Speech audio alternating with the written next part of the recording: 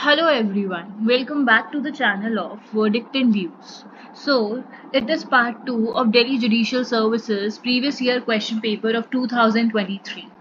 So, let's start with question number 100. Sylvester is arrested under suspicion of having committed cheating and forgery. In what circumstances will his confession made in the custody of a police officer be proved against him? सेल्वेस्टर एक person है जिसको arrest करा गया इस suspicion के अंदर कि उसने चीटिंग करी है और फॉर्जरी करी है। किस सर्कमस्टांसेस में उसने जो कन्फेशन दिया है अपना कि उसने वो ऑफेंस किया है और वो जो कन्फेशन उसने पुलिस ऑफिसर की कस्टडी में दिया है, किन सर्कमस्टांसेस के अंदर उसको प्रूव किया जा सकता है साइलवेस्टर के against. if it is made in the presence of a police officer above the rank of deputy commissioner of police, if it is made in the immediate presence of a magistrate, all of the above or none of the above. So the correct answer is if it is made in the immediate presence of the magistrate. तो confession अगर police को करा जा रहा है तो वो generally valid नहीं होता है, बट अगर वो मजिस्ट्रेट की इमीडिएट प्रेजेंस के अंदर किया गया है तो वो वैलिड माना जाता है। इसमें जो लॉज हैं अगर हम देखें तो section 26 of Indian evidence Act है, और अगर हम बीएसए का देखें तो section 23। Next question, as per the Indian evidence Act admissions क्या है? Admissions are conclusive proof of facts or they may operate as estoppel against the person who make it. So इसका correct answer is option 2. Option 2 is they may operate as estoppel against the person who makes it. ठीक है, तो admissions conclusive proof नहीं होते, तो पहला option incorrect है।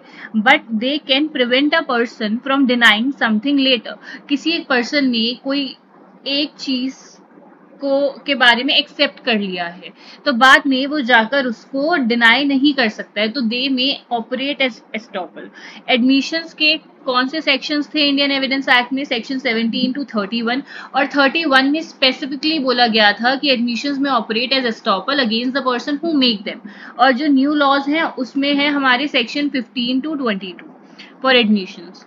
Next question, how many years need to elapse before the electronic record in proper custody gives rise to a presumption as to the correctness of the digital signature under the Indian Evidence Act? So इसका correct answer है हमारा 5 years।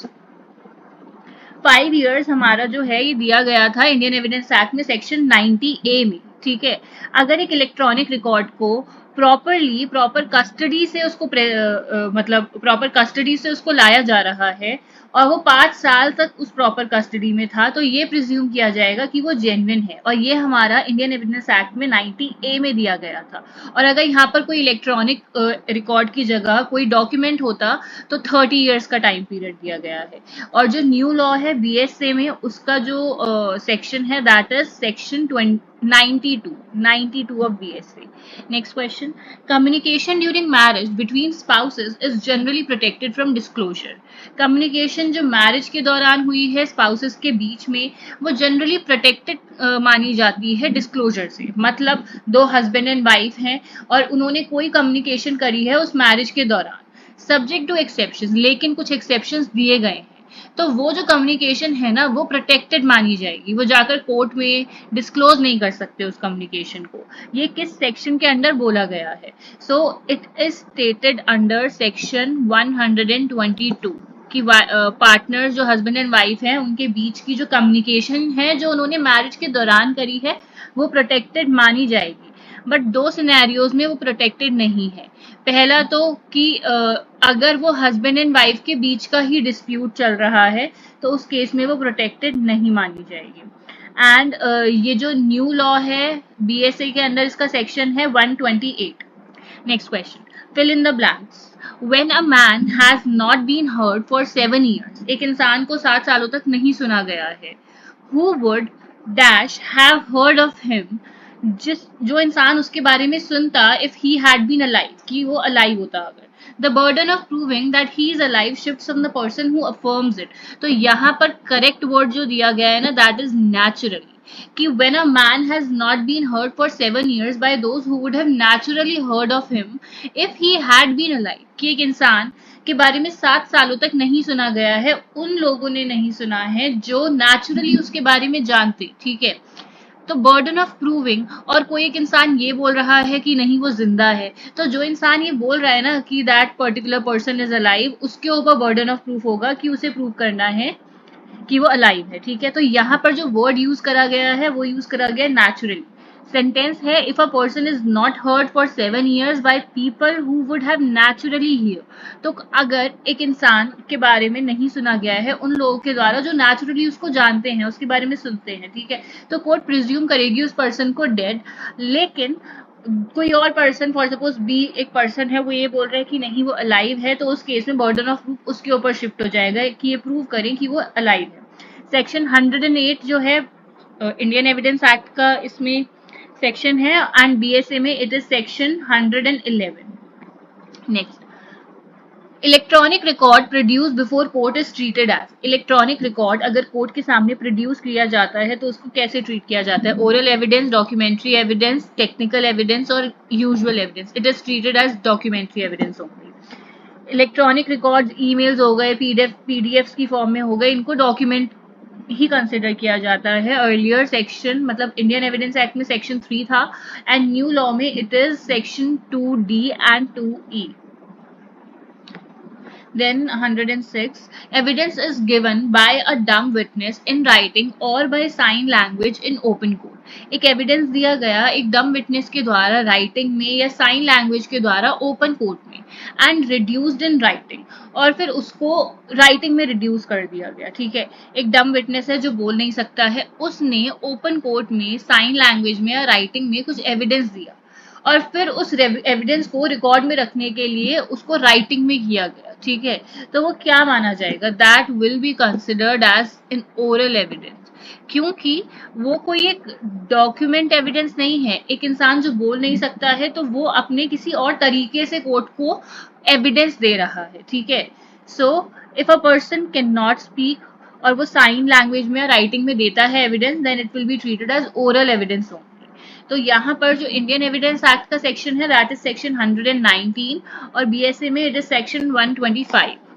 Next question, burden of proof in a suit or proceeding lies on a person. Burden of proof किसी suit या proceeding में किस person के ऊपर lie करेगा?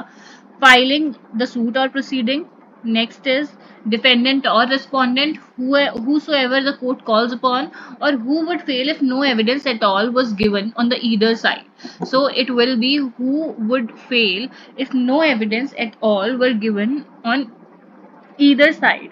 तो अगर कोई एविडेंस नहीं दिया जा रहा है तो जो पर्सन लूज कर रहा है उस सिचुएशन में, ठीक है, तो उसके ऊपर बर्डन ऑफ प्रूफ होगा कि उसको प्रूव करना है।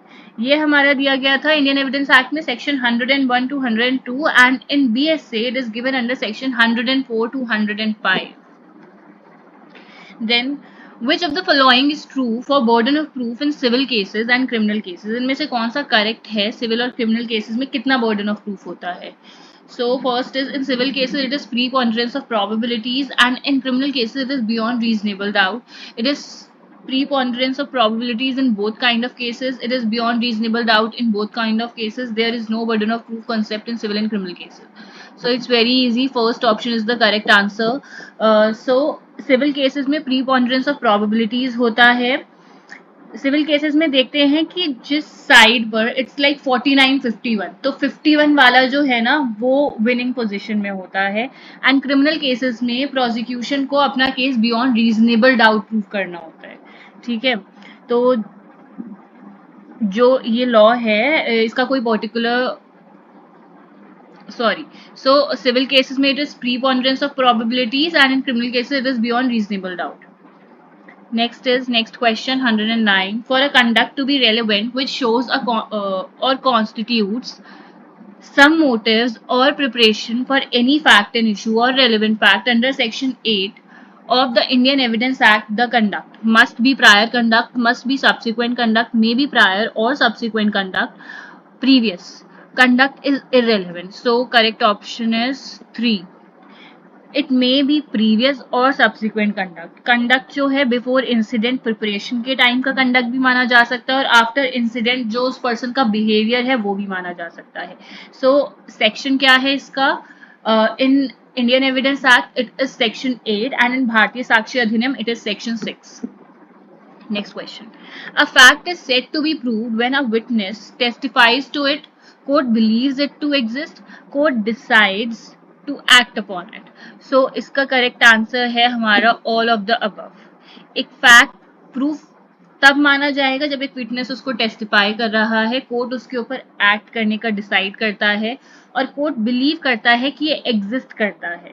विटनेस बोल रहा है, कोर्ट बिलीव कर रहा है and court think it probably exist. So जो डेफिनेशन है प्रूव्ड की, it is given under section 3 of Indian evidence act and if we talk about new law that is BSA, तो उसका है section 2F of BSA. Next is a will can be proved under section 68 of the Indian Evidence Act by calling. एक will को कैसे prove किया जा सकता है इंडियन एविडेंस एक्ट के सेक्शन 68 के अंदर. अब ये जो सेक्शन 68 है ये बीएसए में सेक्शन 67 हो गया है. One of the attesting witnesses, the advocate who only drafted the will, the stenographer who only typed the will, or all of the above. So one of the attesting witnesses is the correct answer. To prove a will, at least one attesting witness must be called.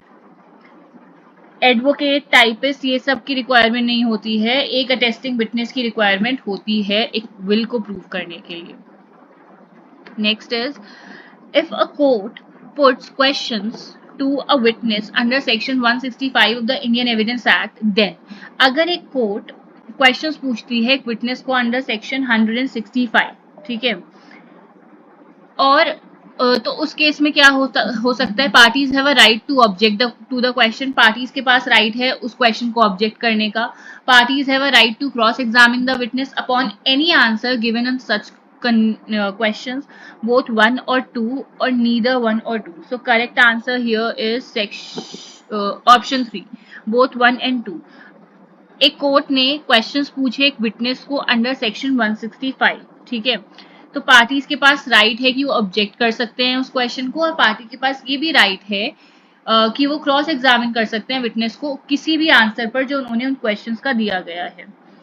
Court can ask any question, parties उसको object कर सकते हैं और parties cross examination भी कर सकते हैं उन आंसर्स पे. सो ओल्ड लॉ में, इंडियन एविडेंस एक्ट में it is section 165 and in BSA it is section 168. Next question. Under the Indian Evidence Act, court must take judicial notice of. Indian evidence Act में court judicial notice किन चीजों का लेगा, ये हमारे Indian evidence Act में section 57 में दिया था and in BSA it is given under section 52. So all laws in force in India, all seals of which English courts take judicial notice, all public acts passed by the Parliament of the United Kingdom. List दी गई है section 57 में Indian evidence act के, section 52 of BSA में, तो पूरी list अच्छे से पढ़ के जानी है. एंड जुडिशियल नोटिस इन तीनों चीजों का लिया जा सकता है, all laws in force in India, all seals of which English courts take judicial notice, and all public acts passed by the parliament of the United Kingdom. Next question. Radhe is summoned by the plaintiff only to produce a document. Radhe को plaintiff ने सम्मन करा सिर्फ किस motive के लिए, मतलब purpose क्या है उसके सम्मन करने का, to produce a document. Which of the statement is correct. He can be cross examine by the plaintiff, plaintiff के द्वारा उसको क्रॉस एग्जामिन किया जा सकता है. He can be cross examine by the defendant, he can be cross examine by both the plaintiff and defendant, he can not be cross examine by either of them. So the correct answer here is,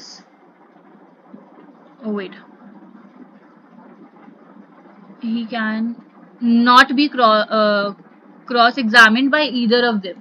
Fourth is the correct option, because यहाँ पर उसको cross examine नहीं किया जाएगा क्योंकि उसको यहाँ पर सिर्फ एक डॉक्यूमेंट प्रोड्यूस करने के लिए बुलाया जा रहा है. तो अगर एक पर्सन को बुलाया जा रहा है डॉक्यूमेंट प्रोड्यूस करने के लिए, तो वो एक विटनेस नहीं है. Next question, 115th. As per section 23 of the Indian Contract Act 1872, a consideration or object of an agreement is unlawful. Section 23 के अकॉर्डिंग इंडियन कॉन्ट्रैक्ट एक्ट के एक कंसिडरेशन और ऑब्जेक्ट एक अग्रीमेंट का अनलॉफुल हो सकता है इफ किन किन केसेस में. पहला, the court regards it as immoral, it is of such a nature that if permitted would defeat the provisions of any law, it involves or implies injury to the person or property of another. So all of the above is correct option here. Next is Sarita promises to deliver goods to Babita on a certain day on payment of rupees 20,000. सरिता ने promise करा बबीता को कि वो goods deliver करेगी एक certain day पर, ठीक है, एंड कितना पेमेंट पर 20,000 रुपीज के. सरिता डाइज बिफोर दैट डे, तो वो जो प्रॉमिस डे था ना उससे पहले सरिता की डेथ हो गई. अंडर इंडियन कॉन्ट्रैक्ट एक्ट 1872 कौन से ऑप्शंस इसके अंदर हो सकते हैं? Sarita's representation are bound to deliver the goods to Babita and Babita is bound to pay rupees 20,000 to Sarita's representatives unless any contrary intention appears from the record. Sarita's representatives are not bound to deliver the goods to Babita. Sarita's representatives are not bound to deliver the goods to Babita, but Babita is bound to pay rupees 20,000 to Sarita's representatives. None of the above. So यहाँ पर जो correct answer है, Sarita's representative must deliver और Babita must pay if contract allows. अगर promiser की death हो जाती है तो लीगल रिप्रेजेंटेटिव्स को कॉन्ट्रैक्ट परफॉर्म करना होता है, अनलेस कोई इंटेंशन, अनलेस कोई ऐसी चीज हो कि जो पर्सन जिसकी डेथ हुई है वही वो पर्टिकुलर चीज कर सकता है. सो हियर जो सरिता है उसके रिप्रेजेंटेटिव को गुड्स डिलीवर करने पड़ेंगे. They are bound to deliver the goods. So section 37 है इसका जिसमें दिया गया है. Next question is, as per section 52 of the Indian Contract Act 1872, where the order in which reciprocal promises are to be performed is expressly fixed by the contract, they shall be performed in that order. Where the order is not expressly fixed by the contract, they shall be performed in that order which the nature of the transaction requires, both one and two, none of the above. तो बोला है section 52 के according Indian contract act जहां पर order जो है जिसमें reciprocal promises को परफॉर्म करना है वो एक्सप्रेसली फिक्स्ड है कॉन्ट्रैक्ट के द्वारा, तो परफॉर्म करा जाना चाहिए उसी ऑर्डर में. या फिर जहां पर ऑर्डर एक्सप्रेसली फिक्स नहीं है by the contract, they shall be performed in that order which the nature of transaction requires, जिसमें नेचर ऑफ ट्रांजैक्शन की रिक्वायर्ड है. सो या बोथ 1 and 2. तो यहाँ पर है हमारा बोथ 1 and 2 कि पहला तो कि अगर कॉन्ट्रैक्ट में स्पेसिफिकली ऑर्डर दिया गया है तो उसी को फॉलो करना चाहिए. अगर कोई ऑर्डर नहीं है तो जिस नेचर ऑफ ट्रांजैक्शन में, मतलब जिस तरीके से वो ट्रांजैक्शन होती है उस तरीके से उसको करना चाहिए. ये हमारा सेक्शन 52 में दिया गया है ऑफ इंडियन एविडेंस एक्ट, वो क्वेश्चन में भी स्पेसिफाइड है. Next, 118th question. As per the Indian Contract Act 1872, an agreement in restraint of trade or business is to that extent. Indian Contract Act में एक agreement जो किया गया है restraint of trade and business में, ठीक है, कि उसमें नहीं कर सकते हैं, अनलॉफुल माना जाएगा, इलीगल माना जाएगा, लेकिन फिर भी कर लिया है, तो वो किस एक्सटेंट, मतलब वो वॉइड होगा, वॉइडेबल होगा, enforceable on the directions of the government और बोथ 2 and 3. क्या हो सकता है इसमें इसका answer? So the correct answer is void. वो स्टार्टिंग से ही वॉइड होगा. एनी अग्रीमेंट जो किया जा रहा है ऐसे बिजनेस और ट्रेड में जिसमें रिस्ट्रिक्टेड है तो वो वॉइड माना जाएगा. कुछ एक्सेप्शंस हैं जैसे गुडविल सेल, ये कुछ एक्सेप्शंस हैं. This is given under section 27 of Indian contract act. As per Section 22 of the Indian Contract Act 1872, a contract caused by mistake of one party as to a matter of fact. Indian Contract Act में section 22 के according एक contract जो किया गया है by mistake of one party, एक party की mistake से, as to a matter of fact, तो वो not void, not voidable, not legal या नन ऑफ द अबव. क्या है करेक्ट आंसर इसका? नॉट वॉइड है. इफ वन पार्टी, सिर्फ एक पार्टी की मिस्टेक है, ठीक है, तो कॉन्ट्रैक्ट वैलिड माना जाएगा, एक्सेप्ट कुछ स्पेशल केसेस हैं जैसे आइडेंटिटी का. तो यहाँ पर सेक्शन 22 में दिया गया है if only one party is mistaken then contract is valid. Next, Yash employs Aman to stab Amit. Yash ने एम्प्लॉय करा अमन को कि वो अमित को स्टैब करे and agrees to indemnify him against all consequences of the act. और उसने अग्री कर लिया कि जितने भी जो भी कॉन्सिक्वेंसेज होंगे उसके लिए उसको इंडेमनिफाई कर देगा. Aman thereupon stabs Amit. Aman ने उसको स्टैब कर दिया and has to pay damages to Amit for the said act. और उसको डैमेजेस पे करने अमित को पड़े उस सेड एक्ट के लिए. Under section 224 of Indian contract act. तो क्या होगा, ये है indemnity for illegal act, stabbing case है तो ये इलीगल एक्ट है, तो यश यहाँ पर लाइबल नहीं होगा अमन को इंडेमनिफाई करने के लिए। Law does not protect illegal acts, ठीक है, तो लॉ इंडेमनिफाई नहीं करेगा for a crime, stabbing someone is a crime. So यहाँ पर जो सेक्शन 124 है इंडेमनिटी का पर प्लस प्रिंसिपल ऑफ इलीगैलिटी दोनों है। So the correct answer is Yash is not liable to indemnify for those damages.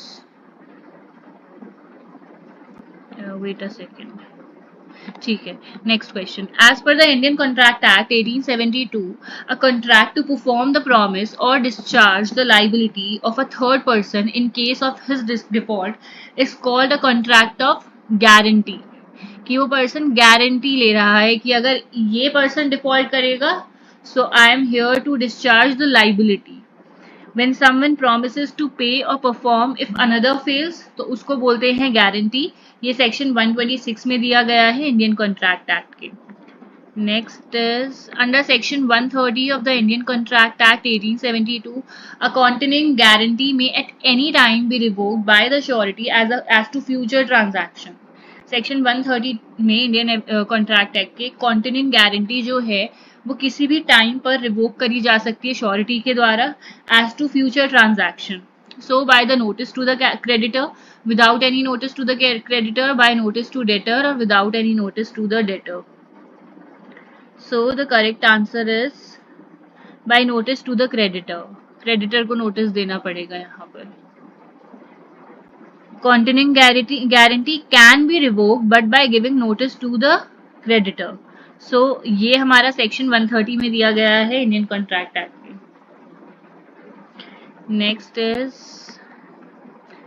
dishonestly receiving or retaining any stolen property. Dishonestly receive कर रहे हैं या रिटेन कर रहे हैं किसी भी स्टोलन प्रॉपर्टी को, नोइंग और having reason to believe the same to be stolen property is punishable under. Dishonestly क्या कर रहे हैं, रिसीव कर रहे हैं या रिटेन कर रहे हैं किसी भी स्टोलन प्रॉपर्टी को, ये जानते हुए या रीजन टू बिलीव है कि जो प्रॉपर्टी है वो स्टोलन है। So it is punishable under which section? Section 411 of IPC। And new section में, new laws में, that is भारतीय न्याय संहिता, it is section 317। Next question, section 303 of the Indian Penal Code which provides that whoever sentenced to imprisonment for life, कोई भी एक इंसान जिसको imprisonment for life हुई है और वो फिर एक मर्डर कर देता है, shall be sentenced to death, तो उसको डेथ से ही पनिशमेंट मिलेगी। This was struck down in which judgment? It was Mittu versus State of Punjab 1983 judgement.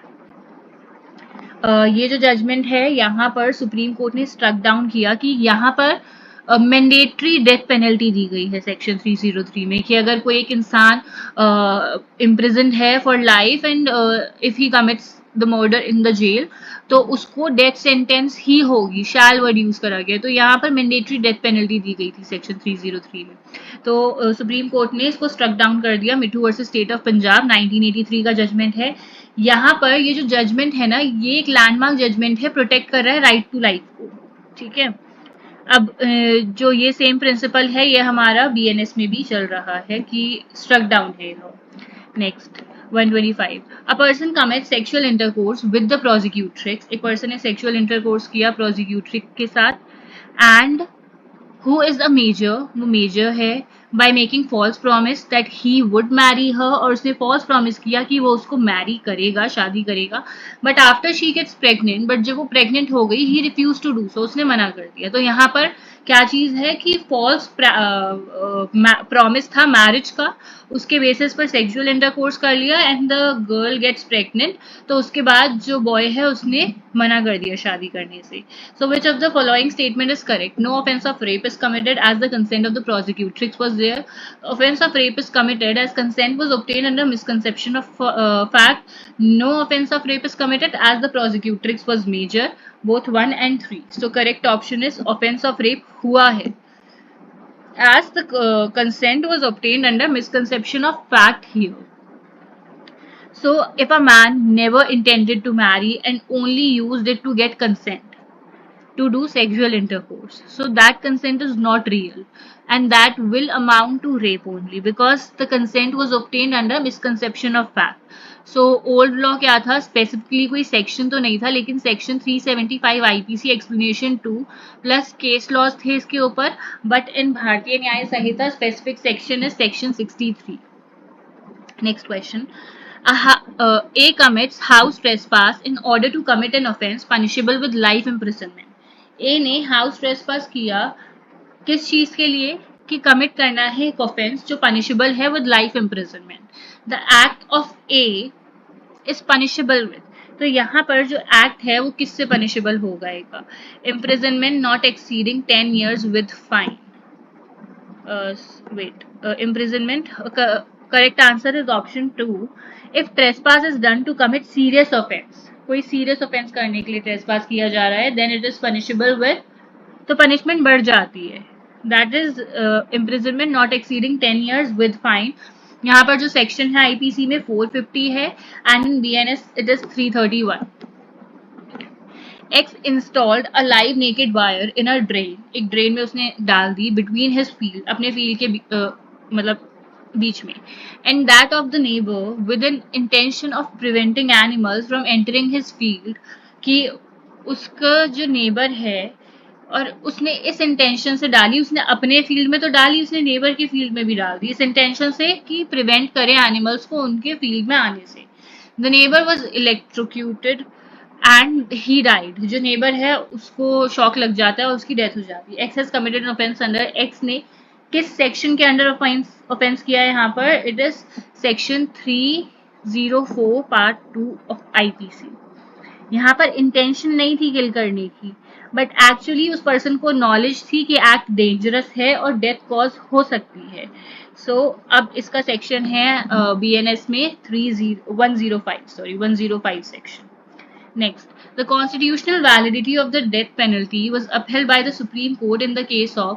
जो constitutional validity है death penalty की वो upheld करी गई सुप्रीम कोर्ट के द्वारा किस केस में, that is Jagmohan Singh versus State of UP 1973. Death penalty की कॉन्स्टिट्यूशनल वैलिडिटी इस केस में अपहेल्ड करी गई थी. Supreme court held death penalty constitutional. Later इसको रिफाइन करा गया था बच्चन सिंह के केस में. Next, the offence of stalking is punishable under. जो ऑफेंस है स्टॉकिंग का वो किस सेक्शन के अंडर पनिशेबल है, आईपीसी की 354D आईपीसी के अंडर वो पनिशेबल है. फॉलोइंग और हरासिंग अ वुमेन रिपीटेडली उसको बोलते हैं स्टॉकिंग. तो आईपीसी में 354D and in BNS it is section 78. So next is the sentence which can be imposed upon a convict for default. एक सेंटेंस जो इम्पोज करा जा सकता है किसके ऊपर, एक कन्विक्ट के ऊपर, for default in payment of fine, कि उसने फाइन पे नहीं करा है, कैन नॉट एक्सीड, वो कितना से ज्यादा एक्सीड नहीं कर सकता, that is 1/4 of the maximum sentence fix for that offence. जो मैक्सिमम सेंटेंस है उसके 1/4 से ज्यादा एक्सटेंड वो नहीं कर सकता. ये आईपीसी में सेक्शन 65 था and in BNS it is section 8. Next, a clerk or servant committing breach of trust is punishable under. एक क्लर्क या सर्वेंट जो ब्रीच ऑफ ट्रस्ट कर रहे हैं वो किस सेक्शन के अंडर पनिशेबल है, it is committing breach of trust under section 408 of IPC. ठीक है. देन और न्यू लॉ में it is section 316. Next, if a person entrusted with money, एक पर्सन को मनी से एंट्रस्ट करा गया and if for his personal gain वो उस मनी को डाइवर्ट कर लेता है बिना इंटेंशन के कि डिसीव करने की उसकी इंटेंशन नहीं है, which section would likely B invoked. कौन सा सेक्शन यहाँ पर इन्वोक किया जा सकता है, 420, 406 इनमें से कोई सा भी नहीं होगा. वेट, इसके अंदर ना 406 में पनिशमेंट है ना, तो 406 that is criminal breach of trust यहाँ पर हमारा इन्वोक किया जा सकता है. So it is 406. But I guess यहाँ पर दिया गया है कि if a person interested with money diverts it for personal gain, without intending to deceive, यहाँ पर उसकी इंटेंशन नहीं है डिसीव करने की। आई गेस यहाँ पर none of the above is the correct option. What you guys think, comment section में बताना. Next, A attacks Z under grave and sudden provocation. A ने अटैक करा Z को grave and sudden provocation में. B who was passing by, B वहां पर से पास कर रहा था, उसकी इंटेंशन थी Z को किल करने की, उसने भी एडवांटेज लिया और Z को अटैक किया जिसकी डेथ हो गई, ठीक है। What is the offense committed by both of them? A की जो इंटेंशन थी, A ने किल करा Z को एक्सीडेंटली while targeting B, ठीक है।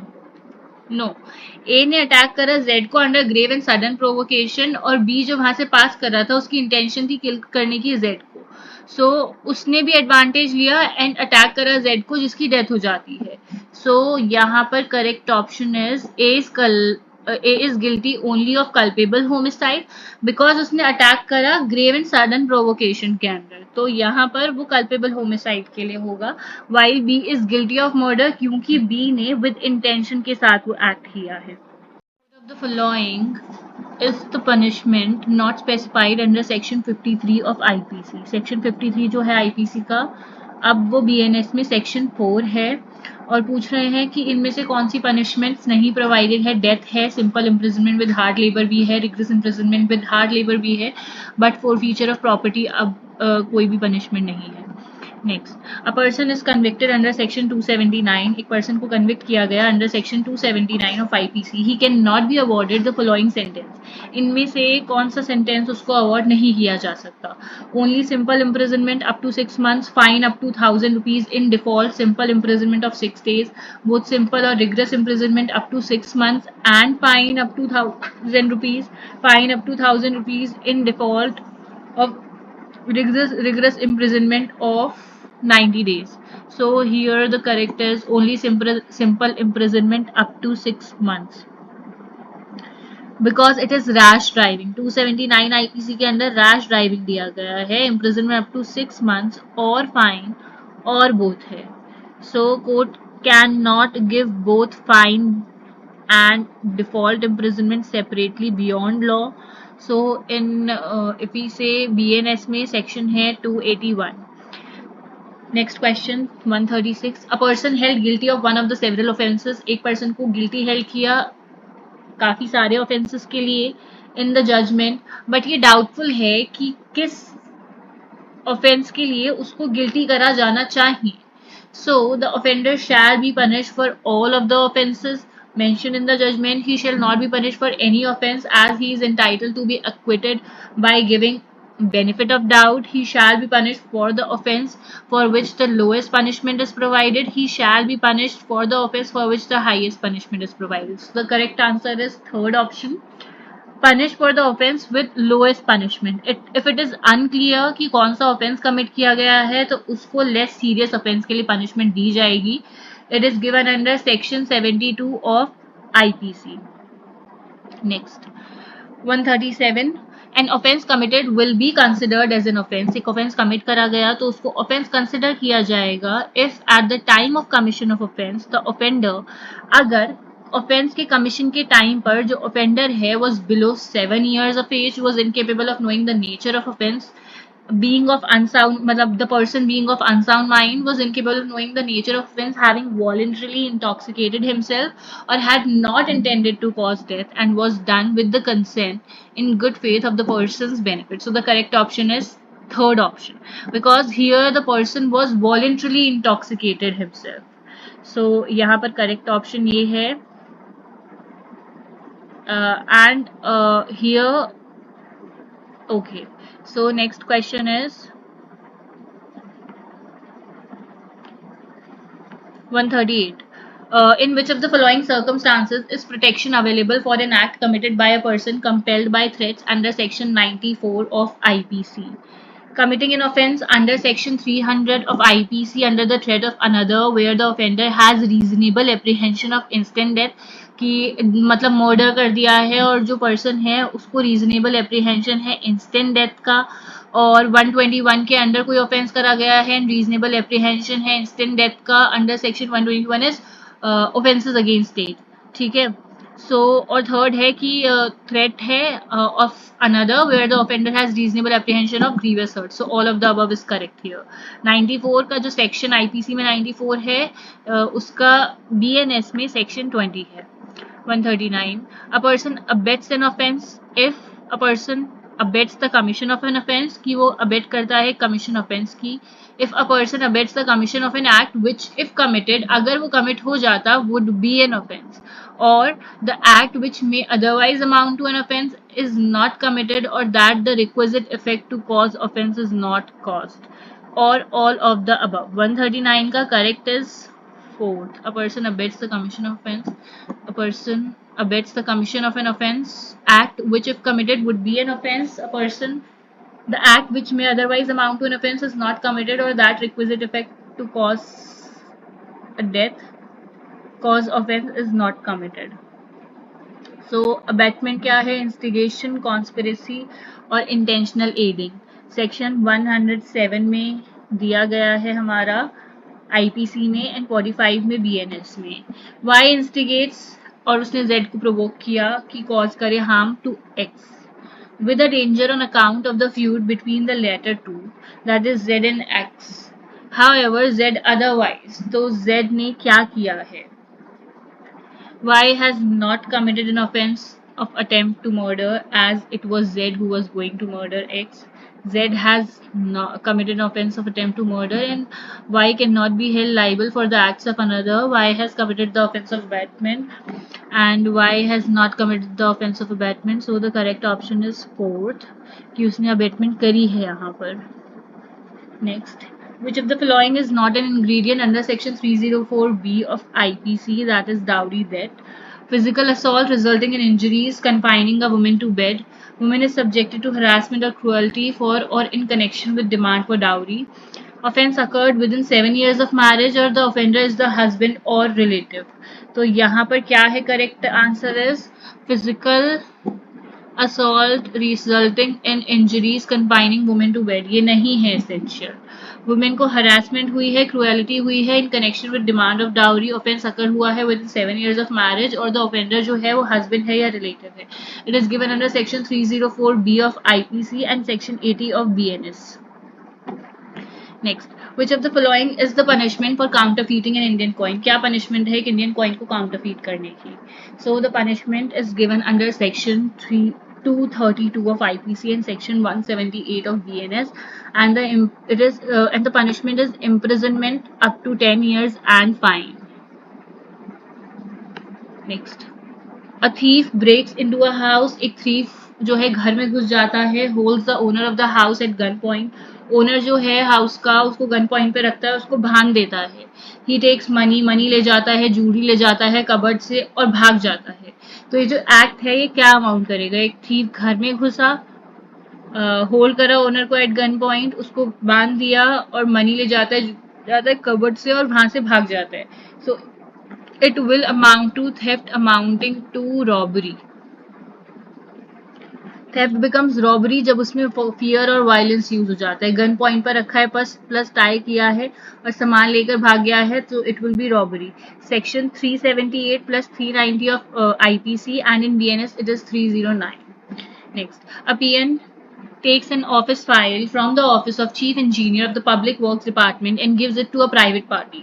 He puts in back in its place the next day. Has the person committed the offense of theft? So the correct options are no offense is committed as he returns the book to its original place within a day. No offense is committed as there was no dishonest intention in the act committed. The offense of theft is committed as the file was taken with the intent which is dishonest without consent. No offence नहीं, यहाँ पर offence हुआ है because जो offence है वो theft का हुआ है. एज जो फाइल लेकर गया था वो एक डिसऑनेस्ट इंटेंट थी एंड दैट टू कंसेंट नहीं ली उसने उसके अंदर. ठीक है, इवन टेम्पररी टेकिंग भी थेफ्ट माना जाएगा और यहाँ पर डिसऑनेस्ट इंटेंशन थी at the time of taking. Return later does not matter. So the correct answer is option 3. Old law है आईपीसी का 378 एंड न्यू लॉ है 303 बीएनएस का। Next, creating a false document amounts to forgery only when, एक false document बनाना वो forgery कब consider किया जाएगा, if there is an intent to cause injury to the public, intent है कि पब्लिक को इंजरी कॉज करी जाए, there is an intent to commit fraud to on a person, एक पर्सन को फ्रॉड कमिट करा जाए, there is an intent to cause a person to enter into an implied agreement, or all of the above क्या है। So false document amounts to, intent है injury cause करने की public को, intent है fraud करने का, वेट अ सेकेंड, हाँ, और इंटेंट है कि एक पर्सन को एंटर करवाया जाए एक इम्प्लाइड अग्रीमेंट के अंदर। एंड फोर्जरी की डेफिनेशन हमारी दी गई है 463 आईपीसी में, बीएनएस में 335। Next 146, a person enters another house, एक इंसान किसी और के घर में घुसता है विदाउट सीकिंग परमिशन, परमिशन नहीं ली है, तो उसने कमिट कर दिया है house trespass if he enter with an intention to commit an offence, annoy या इंसल्ट करना है रेजिडेंट को, या फिर इंटिमिडेट करना है रेजिडेंट्स को। So here the correct option is all of the above, ये चारों ही चीजों में वो ऑफेंस ऑफ हाउस ट्रेसपास माना जाएगा। Old law is 442 IPC and new law is 329 BNS. A married woman gives birth to an illegitimate child को जन्म दिया, to escape from societal shame she leaves the child outside the gates of an orphanage के बाहर छोड़ गई। Has the mother committed any offense, तो क्या mother ने कोई offense commit किया है? Yes. Correct option here is first. She has committed the offense of abandonment of child. ठीक है, तो ये उसने ऑफेंस किया है। Abandoning child, even the child is illegitimate, that does not matter, but that will amount to an offense. And section 370 of IPC ये बोलता है कि वो एक offense माना जाएगा, and new law में section 93 है। Next is, which of the following is considered to be a body corporate under the Limited Liability Partnership Act 2008? A corporate soul, a corporation soul, a company incorporated outside India, a cooperative society registered under any law for the time being imposed. So correct answer is all of the above. LLP act में body corporate में company, foreign company, LLP, other incorporated body सब आते हैं। And इसका जो section है 21D of LLP act 2008 है, 21D। What are the consequences in a case wherein the number of partners in a limited liability partnership falls below 2 partners? क्या consequences होंगे, मतलब एक लिमिटेड लाइबिलिटी पार्टनरशिप है, LLP है, उसमें जो पार्टनर्स हैं वो 2 थे लेकिन अब एक रह गया है, and that one partner is still carrying on business for more than 6 months while having the knowledge of such a situation. क्या बोला जाता है कि LLP with only one partner for more than 6 months जो है वैलिड नहीं है। अगर एक person, if there are 2 partners और एक पार्टनर की डेथ हो जाती है, वो छोड़ के चला जाता है, तो जो सिंगल पार्टनर रह गया है ना, ही हैज द ऑप्शन और he has the time of 6 months कि वो सेकंड पार्टनर को लेकर आए। ठीक है, 6 months से ज्यादा सिंगल पर्सन एलएलपी नहीं चला सकता है। तो यहाँ पर जो पर्सन अकेले एलएलपी चला रहा है वो लाइबल होगा for all the things. So the person who is the remaining partner and still carries on the business will be liable,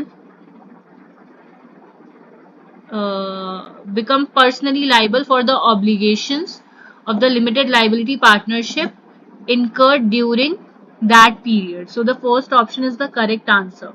And here जो section है वो है section 6 and 7 of LLP Act 2008 read with liability principle. 150. Under what circumstances can a limited liability partnership be wound up by the tribunal? किन circumstances के अंदर वो wound up करी जा सकती है? अगर पीरियड जो है वो more than 6 months हो गया और नंबर ऑफ पार्टनर्स जो हैं वो 2 से कम है, if LLP has acted against the interest of sovereignty, integrity of India and the security of the state of public order, or if the tribunal is of the opinion that it is just and equitable that the limited liability partnership be wound up. So it will, all of the above is the correct answer. Next, for the purpose of Limitation Act, for the purpose of Limitation Act 1963, Hundi is not a bill of exchange. Check is not a bill of exchange. Both 1 and 2 are incorrect or both 1 or 2 are correct. तो यहाँ पर जो दोनों चीजें हैं, both 1 and 2 correct है, as हुंडी and check जो हैं they are not Bill of exchange. Next is 152.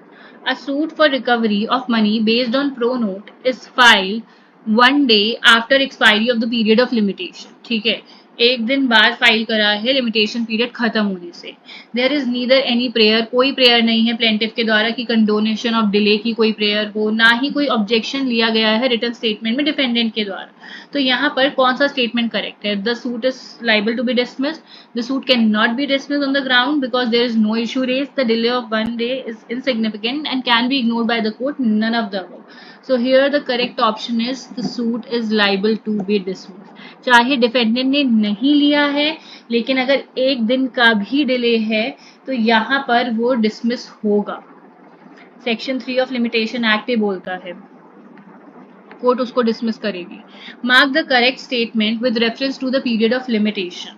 Where the plaintiff claims to be a pauper, the suit is deemed to be instituted when his application for leave to sue as a pauper is allowed, and a counterclaim is deemed to be instituted on the same date as the suit in which the counterclaim is made.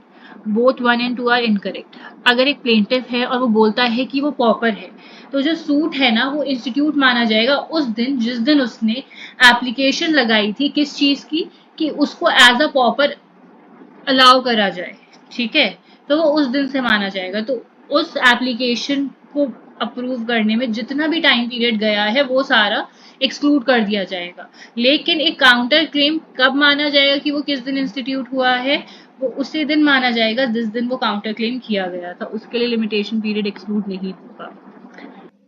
So next question is question 154, which says following usual practice, New Delhi courts located at Patiala House Court Complex were closed post lunch on 25th January 2023. Since security agencies cordon of the area around Kartavya Path, previously known as Rajpath, and on 26 January 2023 for Republic Day parade. On 27 January 2023, A filed a suit against B for recovery of money, wherein the period of limitation has ended on 25th January 2023, referring the above facts. कि 25th January जो है उस दिन Patiala house court post lunch बंद था और 26 जनवरी को था रिपब्लिक डे. 27 जैन को ए ने फाइल करा suit against B recovery of money के लिए, हालांकि जो पीरियड ऑफ लिमिटेशन है वो खत्म हो गया था ऑन 25 जनवरी 2023. अब क्वेश्चन में हमसे पूछा गया है कि ये क्या सूट ये बार्ड बाय लिमिटेशन है या नॉट बार्ड बाय लिमिटेशन, और लिमिटेशन से बार्ड तो है but delay may be condoned upon sufficient cause being shown, or all of the above are correct. So the correct option here is the suit is not barred by limitation. ठीक है, section 4 जो है limitation act का वो ये बोलता है कि अगर जो प्रिस्क्राइब पीरियड है किसी भी सूट अपील या एप्लीकेशन का वो एक्सपायर हो रहा होता है उस दिन जिस दिन कोर्ट क्लोज्ड है. ठीक है, अगर पूरे डे में किसी भी टाइम पर ऑफिशियल्स नहीं है तुम्हारे रिलीफ को एड्रेस करने के लिए और कोर्ट पूरे टाइम में कभी भी क्लोज्ड है, मतलब ऑन दैट पर्टिकुलर डे जिस दिन तुम्हारा लिमिटेशन पीरियड एक्सपायर हो रहा है, ऑफिशियल्स नहीं है तुम्हारे रिलीफ को एड्रेस करने के लिए, या फिर कोर्ट उस पूरे दिन में कभी भी क्लोज्ड है, तो वो क्लोज्ड ही माना जाएगा एज फॉर लिमिटेशन पीरियड. ठीक है, और जो सूट अपील एप्लीकेशन है वो इंस्टीट्यूट करी जा सकती है कब? जब कोर्ट रीओपन होगा. तो अगर 27 जैन को कोर्ट रीओपन हुआ है तो ए सूट फाइल कर सकता है बी के against for recovery of money और उसका पीरियड ऑफ लिमिटेशन एक्सपायर नहीं हुआ है. नेक्स्ट है हमारे पास 155, where one of the several persons, बहुत सारे लोग jointly entitled हैं to institute a suit or make an application for the execution of decree is under any legal disability, and a discharge can be given without the concurrence of such person. Time will run against them all. ठीक है, where no such discharge can be given, time will run as against such of them as do not suffer for any such disability. तो इसमें हमसे पूछा गया है कि what is the correct option statement A is correct and statement B is incorrect, or statement A is incorrect and statement B is correct. Both statement A and B are incorrect, or statement A and B are correct. So here the correct options are statement B and A, both are correct. क्योंकि यहाँ पर जो statement A and B है ना, वो accurately क्या reflect कर रही है, principle regarding the computation period of limitation, जब बहुत सारे लोग जॉइंटली एंटाइटल्ड हैं टू इंस्टीट्यूट अ सूट और मेक एन एप्लीकेशन, और वो अंडर लीगल डिसेबिलिटी है, ठीक है, तो फिर टाइम रन करेगा तब जब उसमें लीगल डिसेबिलिटी उनकी खत्म हो जाएगी, ठीक है. Next question is 156. Make the correct statement. In computing the period of limitation for any suit, appeal or application, the day from which such period is to be reckon shall be excluded. जिस दिन से वो period start हो रहा है वो exclude कर दिया जाएगा. And the computing the in computing the period of limitation for an application for review of a judgment, the day जिस दिन on which the judgment complained of was passed, जिस दिन वो पास किया गया है, if pronounced in open court in the presence of the party, cannot be excluded, और वो exclude नहीं किया जाएगा, ठीक है.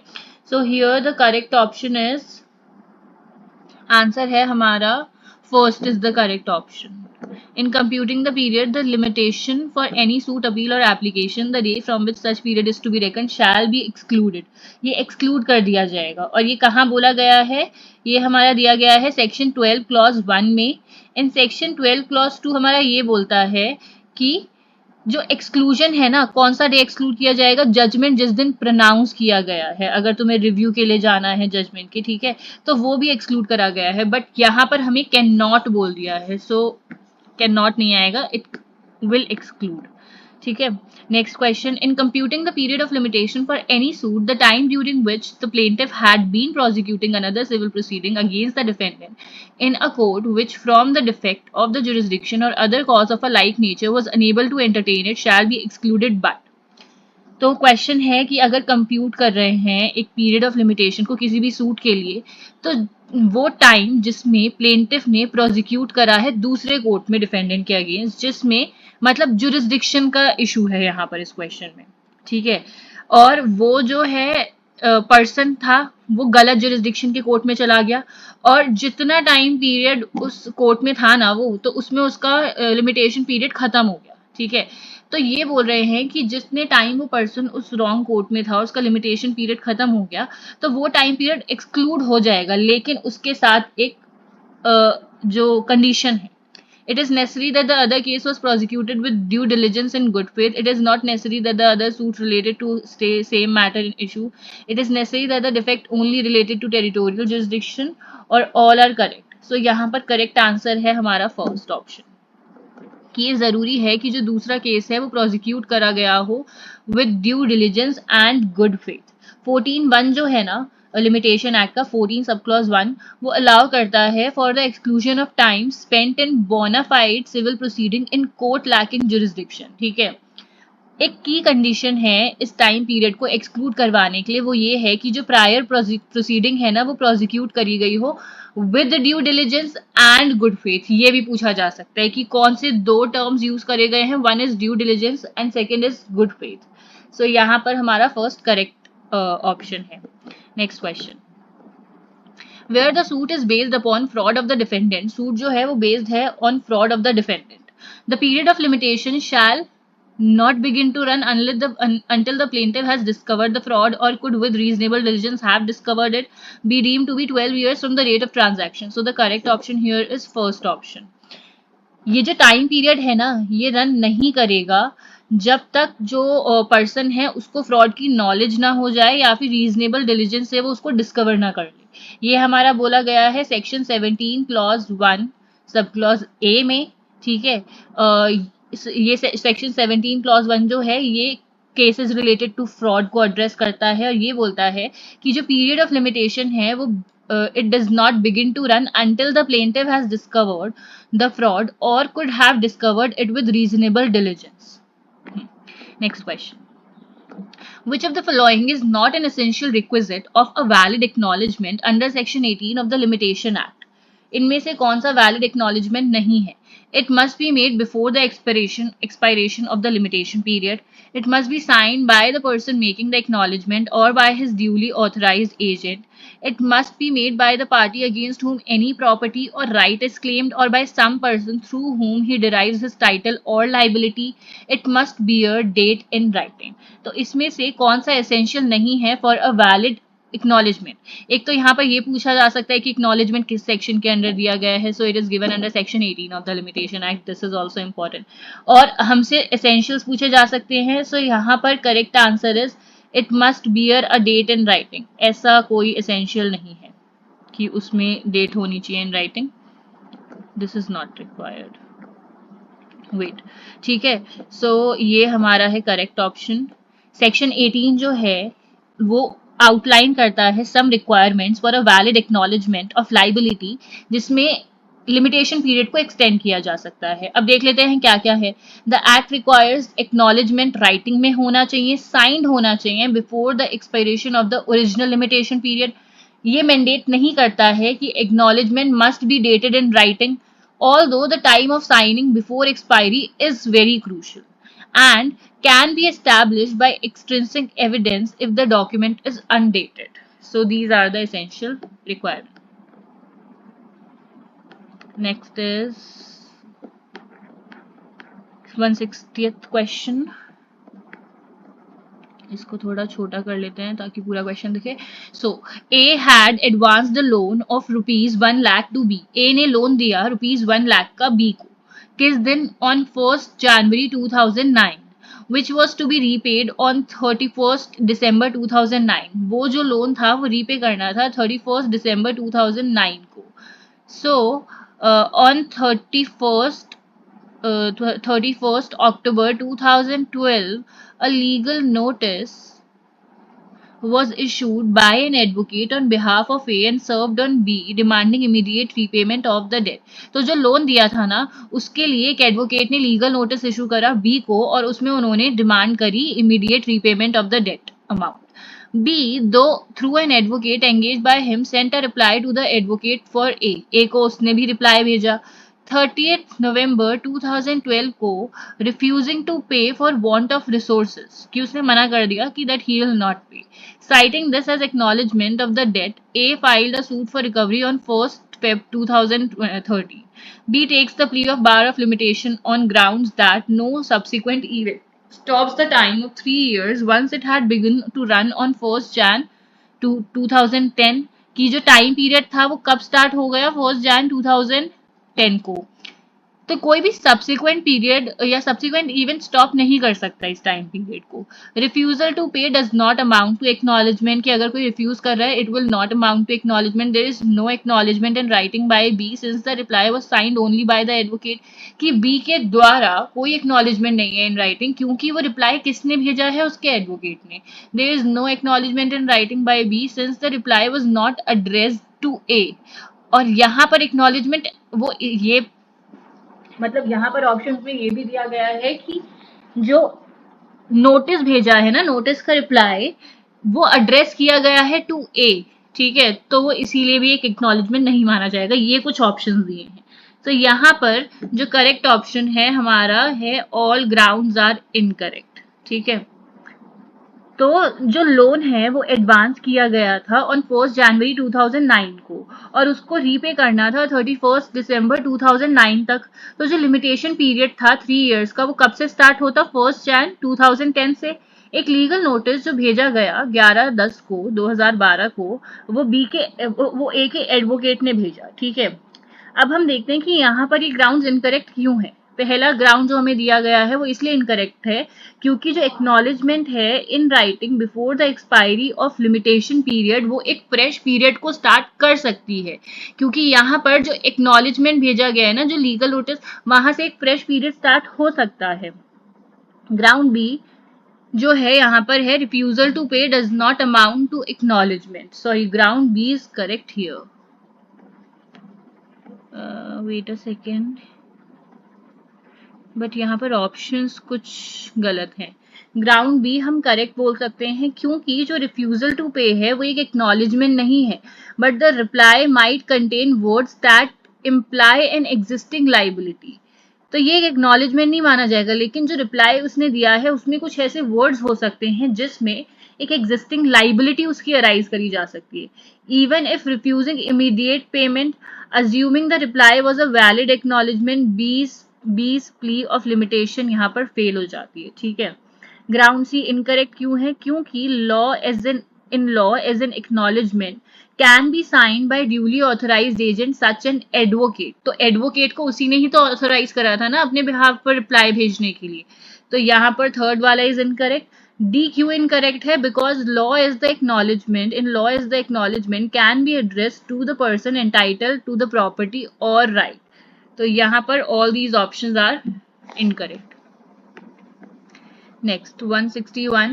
A with sexual intent touches the breast of X. A ने sexual intent के साथ touch करी breast X की. A boy aged 12 years और A जो है वो 12 साल का है. Under the POCSO 2012, A has committed offense of. A ने यहाँ पर क्या offense किया है? So यहाँ पर A ने offense किया है sexual assault का.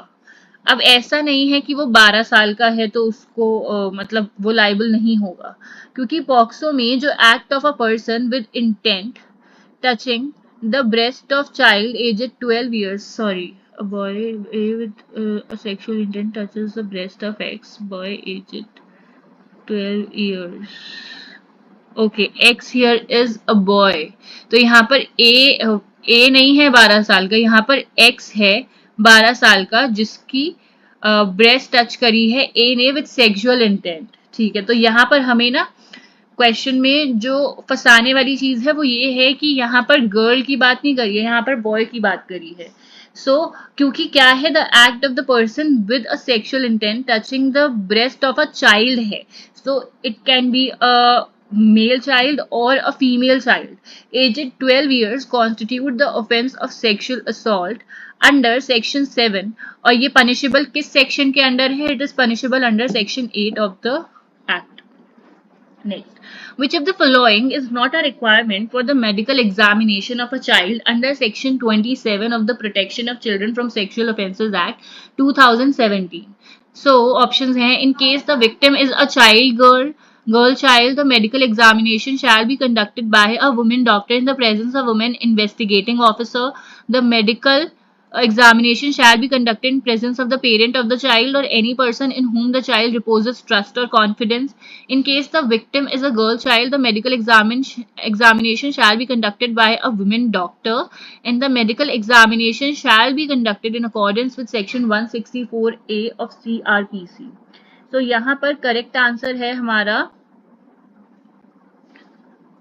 First is not required under section 27, which says कि in case the victim is a girl child, the medical examination shall be conducted by a woman doctor in presence of a woman investigating officer.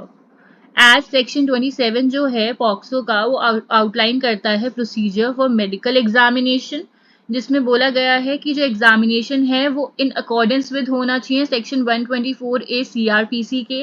अगर victim एक girl child है तो examination women doctor के द्वारा ही किया जाएगा, and जो examination है वो प्रेजेंस में होना चाहिए चाइल्ड के पेरेंट के या फिर कोई भी पर्सन जिसमें चाइल्ड को ट्रस्ट हो. जो स्पेसिफिक रिक्वायरमेंट है कि वुमेन इन्वेस्टिगेटिंग ऑफिसर होनी चाहिए, वहां पर ये एक रिक्वायरमेंट नहीं दी गई है. So first option is incorrect. I guess sorry, first option correct answer है इस क्वेश्चन का.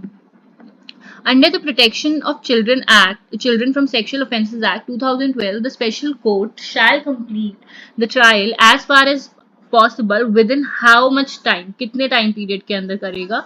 So the time period here is 1 year from taking the cognizance of the offence. Section 35 clause 2 जो है पॉक्सो एक्ट का वो mandate करता है कि जो स्पेशल कोर्ट है वो कंप्लीट करेंगे ट्रायल को within period of 1 year from the date of taking the cognizance.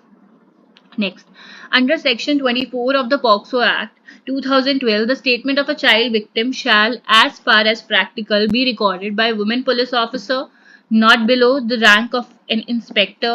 Police officer, not below the rank of an inspector. Women police officer, not below the rank of a sub-inspector. And women officer, not below the rank of deputy commissioner of police. So यहाँ पर correct answer is third. जो statement है child victim की shall as far as be practicable be recorded by whom, by a women police officer not below the rank of sub inspector. ये हमारा दिया गया है सेक्शन 24 क्लॉज 1 में of POCSO act. जो स्टेटमेंट है ऑफ अ चाइल्ड विक्टिम जितना practical हो सके वो रिकॉर्ड होनी चाहिए by a women police officer not below the rank of a sub inspector. Next question. Under Section 6 of the POCSO Act 2012, whoever commits aggravated penetrative sexual assault shall be punished with. Section 6 में कोई भी इंसान अगर aggravated penetrative sexual assault करता है तो उसको कितनी punishment मिलेगी. तो ये हमारा दिया गया है rigorous imprisonment for a term which shall not be less than 20 years. So the correct is fourth option. Not be less than 20 years, but which may extend to life imprisonment, which shall not mean which shall mean imprisonment for the remainder of natural life of that person, and shall also be liable to fine or with death. So correct option is 4. Next, which of the following contracts cannot be specifically enforced? इनमें से कौन सा contract specifically enforce नहीं किया जा सकता? A contract made by a trustee in excess of his powers or in breach of trust. एक contract जो ट्रस्टी ने किया है और वो उसकी पावर की जितनी उसको पावर दी गई थी उसके एक्सेस में था और ब्रीच ऑफ ट्रस्ट करके किया है. When the act agreed to be done in performance wholly or part of a trust. और जब एक एक्ट जो अग्री करा गया है कि वो किया जाएगा इन द परफॉर्मेंस होली या और पार्शली ऑफ द ट्रस्ट. तो यहाँ पर हमारा करेक्ट ऑप्शन है फोर्थ. बोथ 1 एंड 2 दोनों ही इन्फोर्स नहीं किए जा सकते. तो जो सेक्शन 14 है ना स्पेसिफिक रिलीफ एक्ट का, ये बोलता है कि contracts that are not specifically enforceable. इसमें कौन कौन से आते हैं? Made by a trustee in excess of their powers of breach of trust, ये 14C है. And when the act agreed to be done in performance and wholly और partly of a trust, तो ये दोनों ही नहीं होंगे. A suit for recovery of possession of an immovable property under Section 6 of the Specific Relief Act 1963 is decreed on finding that the defendant was a trespasser who had dispossessed the plaintiff by forcibly breaking open the locks of the latter during his absence. 5 months before filing of the suit, subsequently, a review petition is filed on the ground that the plaintiff was not the owner but only the tenant. तो यहाँ पर पूछा गया review of a decree के बारे में under section 6 of the specific relief act. Correct answer is यहाँ पर first. Review can not succeed because it does not lie against the decree in such proceeding. एक सूट जो section 6 के under लाया गया deals only with the question of possession and disposition and not ownership. यहाँ पर ownership की बात नहीं करी जा रही है. सेक्शन 6 में पोजेशन और डिस्पोजेशन की बात करी जा रही है. तो प्रोविजन खुद बोलता है कि no appeal or review lies against the decree or order passed in such a suit. ठीक है. 168. Specific performance of a contract for payment of money cannot be enforced in favor of a person. Specific performance एक contract की किस चीज के लिए है? वो फॉर पेमेंट ऑफ मनी. वो एनफोर्स नहीं किया जा सकता फेवर में एक पर्सन के who fails to aver that he has perform और has always been ready and willing to perform the essential terms of the contract which are to be performed by him और where the plaintiff has not tendered the money to the defendant or deposited the same in court while filing the suit. So the correct option here is fourth. Both 1 and 2 are correct. Specific performance जो है ना उसमें generally requirement होती है कि जो plaintiff है या तो वो शो कर रहा है कॉन्टिन्यूस रेडीनेस, ठीक है, and willingness to perform the part of the contract. Failure to aver this, failure to tender और deposit the money in court when required and can lead to refusal of specific performance. तो ये इसका answer है. 169 A had awarded contract to B. A ने award करा contract B को for regular maintenance of electrical fittings, fixtures, cables, etc. of the premises of his industrial unit. उसकी industrial unit के लिए फॉर अ पीरियड ऑफ 2 साल के लिए किया है against consideration for the services payable in the agreed sum of money on monthly basis की monthly basis पर वो पे करेगा B abandon the work after giving satisfactory services for 18 months 18 months की उसने सेटिस्फैक्ट्री सर्विसेज दी और उसके बाद उसने काम करना बंद कर दिया और उसका रीजन उसने स्टेट किया कि lack of manpower A files a suit to recover money equivalent to monthly consideration for 6 months उसने 6 मंथ्स के लिए कि 6 मंथ्स का रिकवरी सूट डाल दिया कि मनी उसको वापस मिले pleading that this was the cost of substituted performance through a third party कि इतना कॉस्ट है substituted performance का कि उसने किसी और से सर्विसेज ली तो इतना उसका कॉस्ट लगा 6 मंथ्स का और वो कोई और था थर्ड पार्टी ठीक है in such a suit the plaintiff must show having given a notice in writing of not less than 30 days to be calling upon him to perform the contract within the time specified in the notice and refusal or failure to do so on his part must have got the contract performed through a third party and may also claim compensation for breach of contract so यहाँ पर correct जो answer है हमारा all of the above are correct उसको ये दिखाना पड़ेगा कि उसने बी को नोटिस दिया इन राइटिंग 30 डेज का टाइम पीरियड दिया कि आओ और अपना कॉन्ट्रैक्ट परफॉर्म करो ठीक है और उसके बाद भी जो ए है वो बी है उसने फेलियर कर दिया और जो ए है उसको किसी थर्ड पार्टी से कॉन्ट्रैक्ट परफॉर्म करवाना पड़ा मतलब काम करवाना पड़ा और उसमें उसको कॉम्पनसेशन के लिए ब्रीच ऑफ कॉन्ट्रैक्ट कॉम्पनसेशन के लिए क्लेम कर सकता है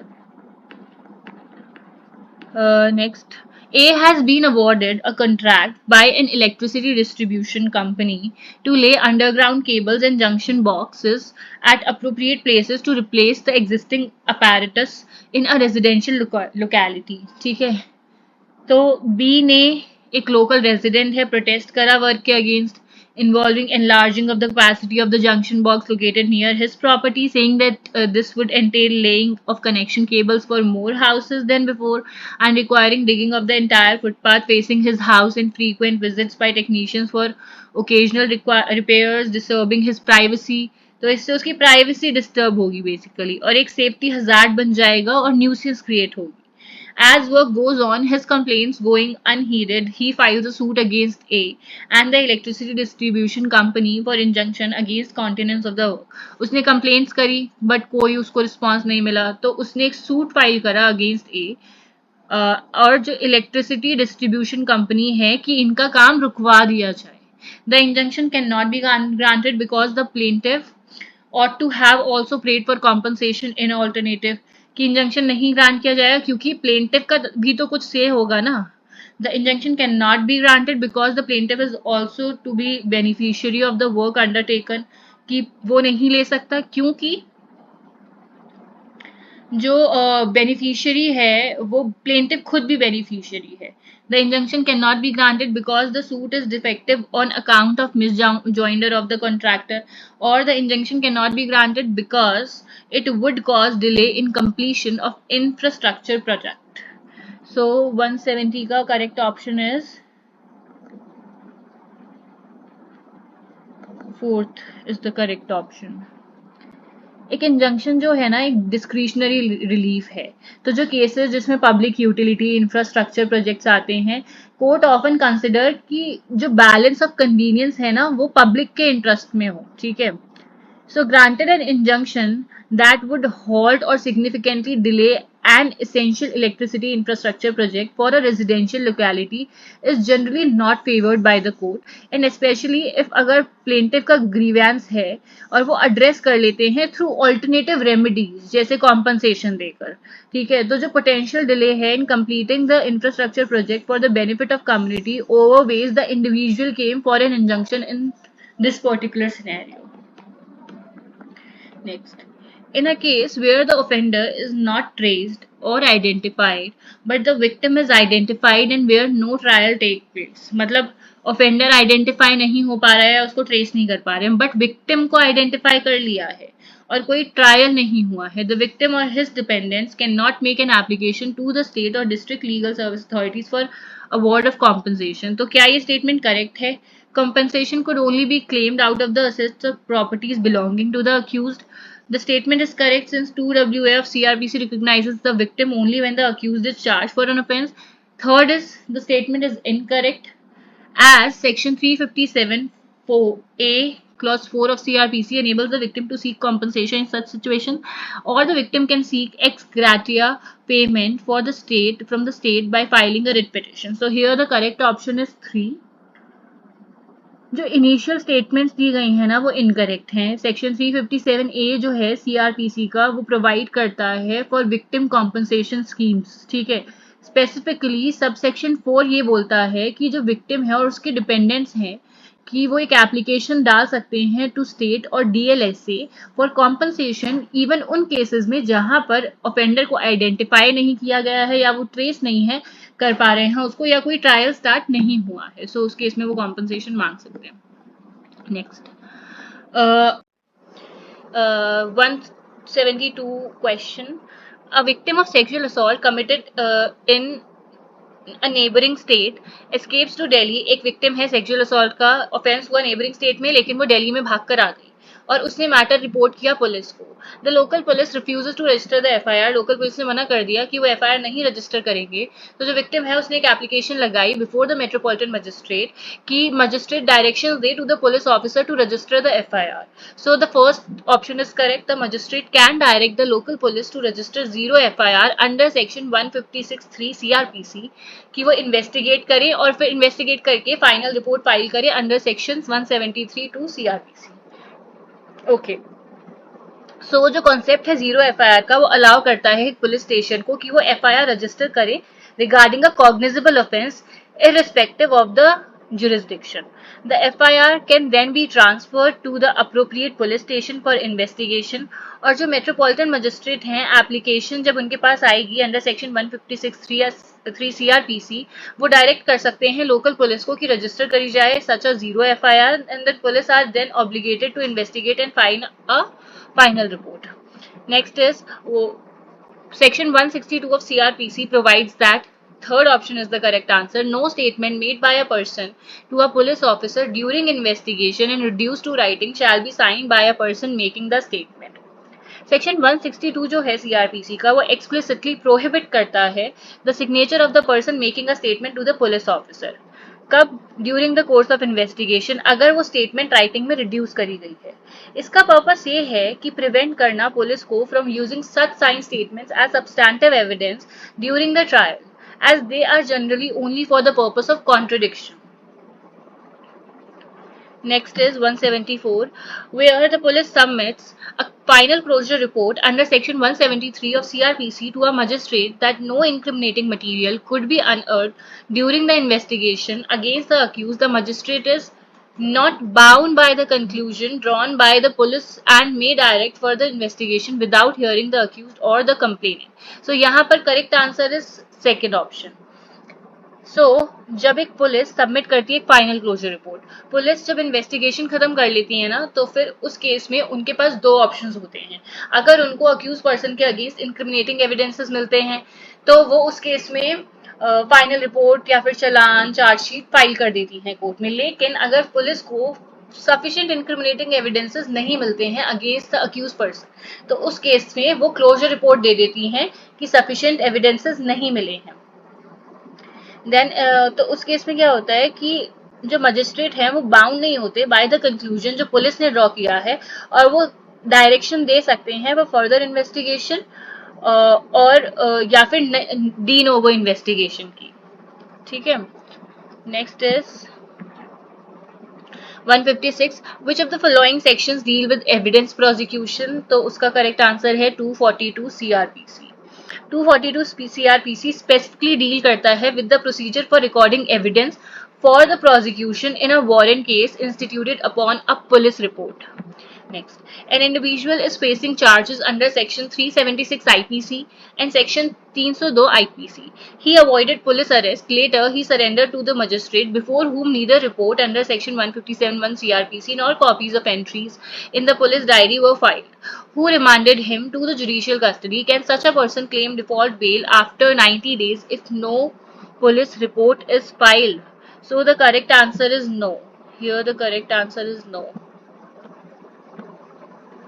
Wait a second.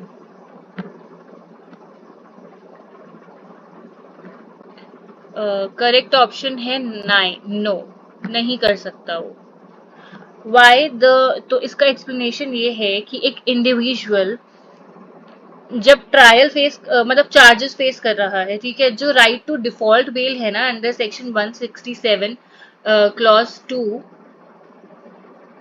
वो तब अराइज होता है जब एक पर्सन कस्टडी में है ड्यूरिंग द इन्वेस्टिगेशन के स्टेज, और इस केस में अक्यूज ने वॉलेंटरली सरेंडर करा है to judicial custody and not to police custody for investigation. Therefore जो 90 डेज का पीरियड है for default bail does not apply here in this case.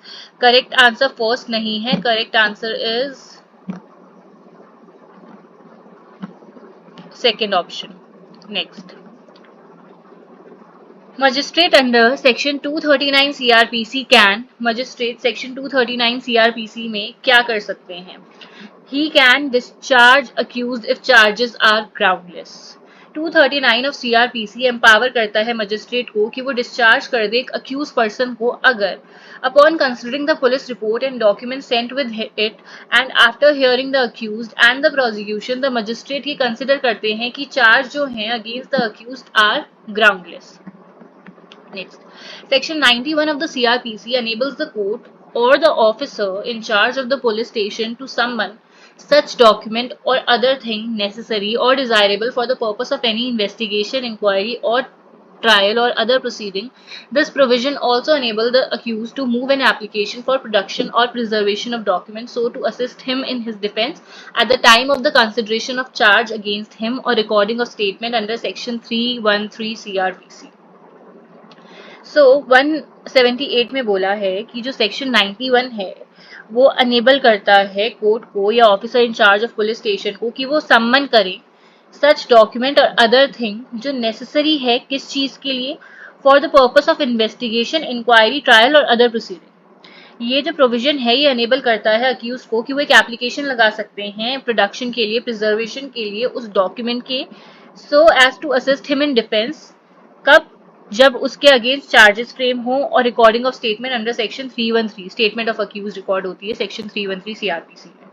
तो यहाँ पर करेक्ट आंसर है first option, statement is wrong since 91 does not confer any locus standi या legal right upon the accused to move an application. Next is 179. As per section 299 of the CRPC, witnesses for the prosecution can be examined by the court in the absence of accused where 299 CRPC में witnesses जो हैं prosecution के लिए उनको examine करा जा सकता है कोर्ट के द्वारा, किसकी एब्सेंस में? अक्यूज की एब्सेंस में। कहाँ? where the accused has absconded and there is no immediate prospect of arresting him.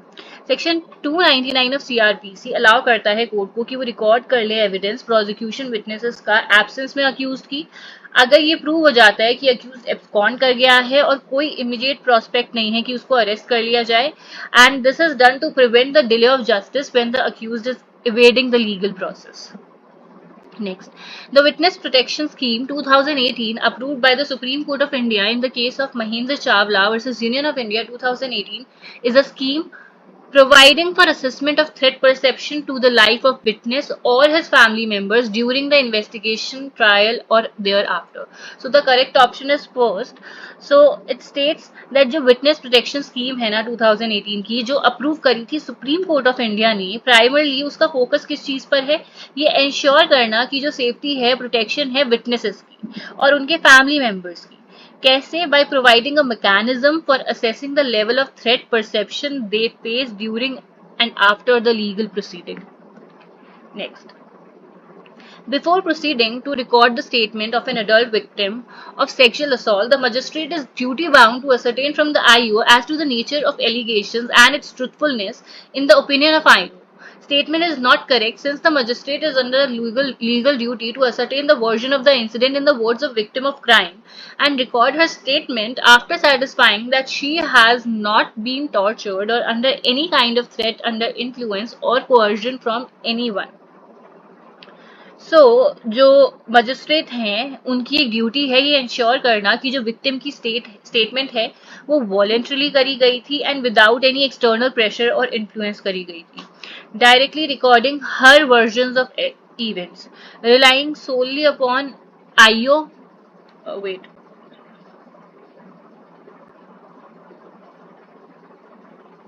relying solely on the IO का जो opinion है is insufficient and incorrect in legal proceedings.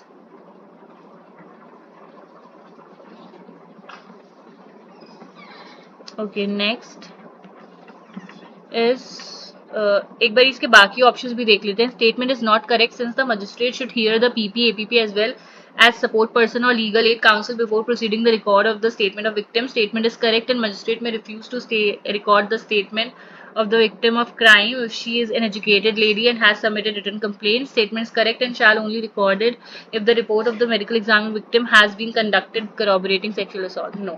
Second is the correct option. Next, when the magistrate or court of session takes cognizance under section 190 or 193 CRPC, it takes cognizance of the offence. 190 और 193 CRPC में court cognizance offence का लेता है, offender का नहीं. जो process है of identifying and proceeding against the specific individual that is offender follows after cognizance of the crime has been taken. तो पहले ऑफेंस का कॉग्निजेंस लिया जाता है.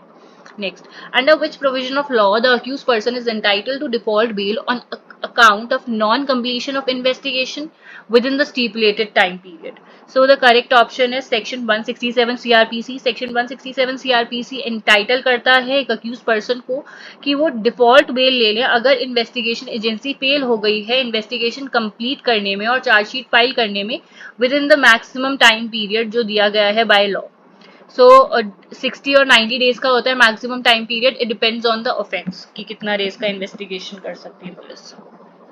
Next is section 437(1) CRPC put fetters on the powers of the magistrate to grant bail to any accused person arrested in a non-bailable offense where there appear reasonable ground for believing that he had been guilty of an offence punishable with death or life imprisonment, but the first proviso thereto carves exception and provides that such accused can be released on bail if such person is under the age of 16 years, sick or infirm person, a woman, or all of the above. So the correct answer is all of the above.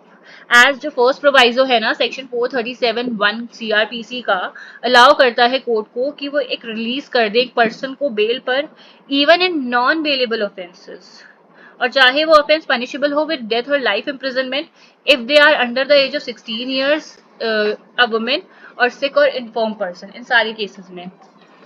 Next is any court में alter और add to any charge at the time before judgment is pronounced.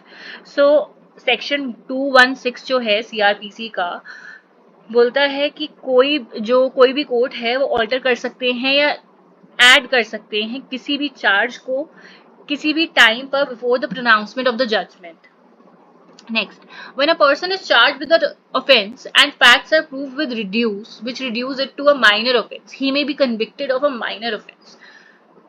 Section 221 section 222 sub clause 1 of the CRPC ये बोलता है कि when a person is charged with an offence और fact से prove कर रहे हैं which reduce it to a minor offence, so he may be convicted for the minor offence only although he was not charged with it. but fact से अगर ये prove हो रहा है कि उसने कोई minor offence किया है और चार्जेस किसी बड़े ऑफेंस के लगे थे तो but he will be convicted for minor offence only.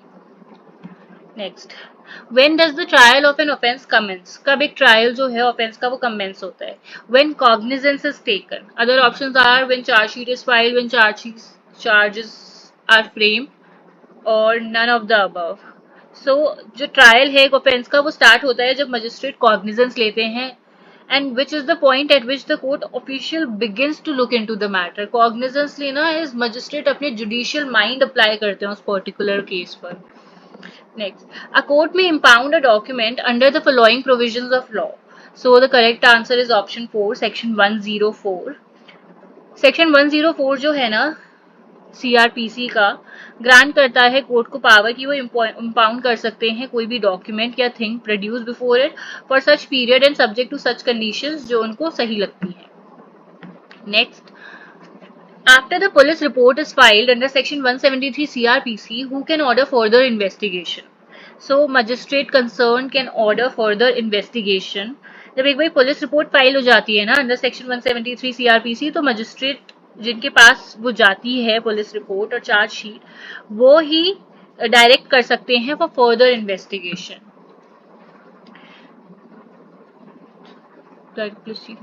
So the correct option is third option. What is the effect of a compounding of the offences under section 320 CRPC? The accused is acquitted of the offence. So effect क्या है इसका? Section 320 clause 8 जो बोलता है ना CRPC का, वो ये specify करता है कि compounding an offence shall have the effect of an acquittal of the accused with whom the offence has been compounded. तो acquittal होता है, not guilty, not discharge, इनमें से कुछ भी नहीं होता. Second option is correct. Under what provisions can a person not being an accused be summoned to stand trial along with the accused when during the course of any inquiry into or trial of an offence it appears from the evidence that such person has committed an offence? Section 319 CRPC is correct option. Next, the duration of anticipatory bail granted to an accused under section 438 CRPC is to operate without any restriction as to time and can also continue till the end of the trial. So correct option is 4. जो supreme court है ना, in the case of Sushila Aggarwal versus state institute of Delhi 2020 का judgment है, उसमें clarify किया है that the duration of anticipatory bail under section 438 of CrPC should not be limited to a fixed period, से limit नहीं होना चाहिए, and should continue until the conclusion of the trial, और वो कंटिन्यू करे until the conclusion of the trial unless a specific case warrants otherwise. Okay. Next is 193. Is any person aggrieved by a refusal on the part of an officer in charge of the police station to record the FIR relating to the commission of cognizable offence may send the substance of such information to the concerned superintendent of police.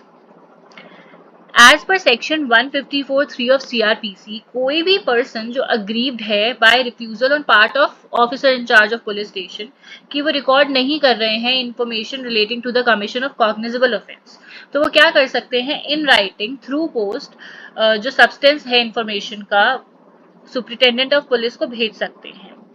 And if जो SP हैं वो satisfy हो जाते हैं कि वो जो information है वो डिस्क्लोज कर रहे हैं commission of a cognizable offence, तो वो या तो खुद से इन्वेस्टिगेट कर सकते हैं या डायरेक्ट कर सकते हैं इन्वेस्टिगेशन किसी भी ऑफिसर को subordinate to him. Next, as per the decision of the supreme court in Lalita Kumari versus government of Uttar Pradesh 2014, preliminary inquiry may be made before registration of FIR in the following categories of cases.